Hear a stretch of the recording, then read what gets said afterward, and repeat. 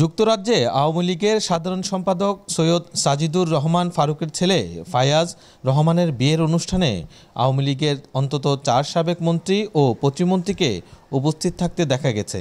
এই বিয়ের আয়োজন করা হয় লন্ডনের O2 এলাকার ইন্টারকন্টিনেন্টাল হোটেলে স্থানীয় সময় গত রোববার।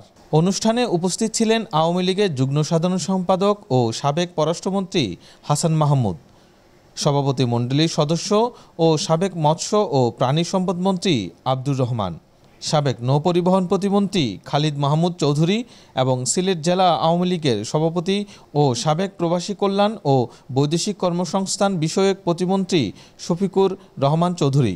এছাড়া সিলেট 3 আসনের সাবেক সংসদ সদস্য হাবিবুর রহমান হাবিবও উপস্থিত ছিলেন। 2023 সালের 5 আগস্টের গণ অভ্যুত্থানে ক্ষমতাচ্যুত হওয়ার পর আওয়ামী লীগ সরকারের সাবেক এই 4 মন্ত্রী প্রতিমন্ত্রীকে এই প্রথম একসঙ্গে কোনো অনুষ্ঠানে দেখা গেল। এর আগে 8 ডিসেম্বর লন্ডনে শেখ হাসিনার ভার্চুয়াল সমাবেশে আব্দুর রহমান ও শফিকুর রহমান চৌধুরী প্রকাশ্যে এসেছিলেন। চলতি বছরের 2 ফেব্রুয়ারি লন্ডনের একটি কর্মী সমাবেশে দেখা যায় খালিদ মাহমুদ চৌধুরীকে। এরপর 30 মার্চ ঈদের জামাতে অংশ নিতে দেখা যায় হাসান মাহমুদকে।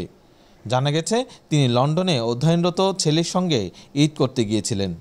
এই বিয়ের অনুষ্ঠানে সাবেক মন্ত্রীদের অংশগ্রহণ নিয়ে যুক্তরাজ্য আওয়ামী লীগের নেতাকর্মীদের মধ্যে বিরক্তি দেখা গেছে। যুক্তরাজ্য যুবলীগের একজন নেতা নাম প্রকাশ না করার শর্তে বলেন, দেশে আওয়ামী লীগ ও অঙ্গ সংগঠনের লাখো নেতাকর্মীদের বিপদের মুখে ফেলে যারা পালিয়ে এসেছেন, তাদের এভাবে প্রকাশ্যে অনুষ্ঠানে অংশগ্রহণ অত্যন্ত লজ্জাজনক।